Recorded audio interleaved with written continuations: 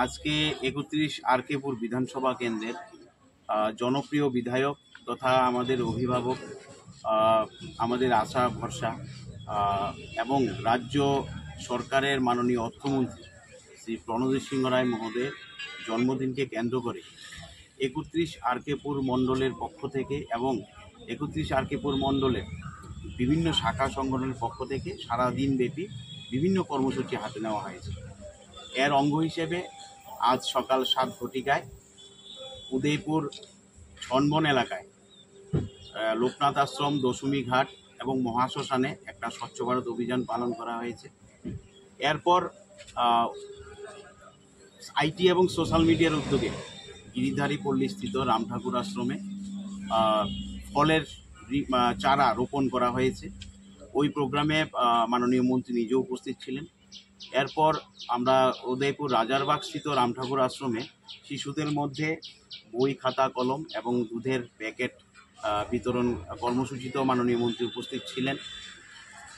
ইতিমধ্যে আমাদের এসসি মোর্চার উদ্যোগে উদয়পুর মহকুমা হাসপাতালে স্বচ্ছ ভারত অভিযান পালন করা হয়েছে এবং এখানে স্বচ্ছতার কাজ করা ইতিমধ্যে শেষ হয়েছে। ইতিমধ্যে আমরা মহকুমা হাসপাতালের রোগীদের মধ্যে ফল মিষ্টি বিতরণ করে ফেলেছি।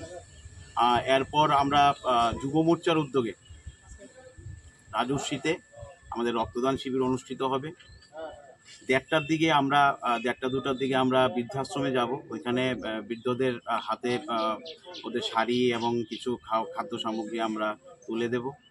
তো এই করে আমরা সারাদিন ব্যাপী আজকে বিভিন্ন কর্মসূচির সামাজিক কর্মসূচির মাধ্যমে ওনার জন্মদিনকে পালন করতে যাচ্ছি। তো আজকে ওনার জন্মদিনের রিটার্ন গিফট হিসেবে আমাদের হাতে, আমরা তো দেওয়ার আর বিশেষ কিছু ক্ষমতা নেই, আমরা এই কর্মসূচিগুলোর মাধ্যমে ওনাকে যাতে একটা রিটার্ন গিফট দিতে পারি, কারণ উনি মানুষের জন্য, সমাজের জন্য, যেই বিশেষ করে উদয়পুরবাসীর জন্য যে কর্মকাণ্ডগুলি করেছেন ওইটার অবদান আমরা কেউই ভুলতে পারবো না। তো যা যত সামান্য একটা আমরা বিভিন্ন কর্মসূচির মাধ্যমে ওনার জন্মদিনকে পালন করার আমরা একটা উদ্যোগ নিয়েছি।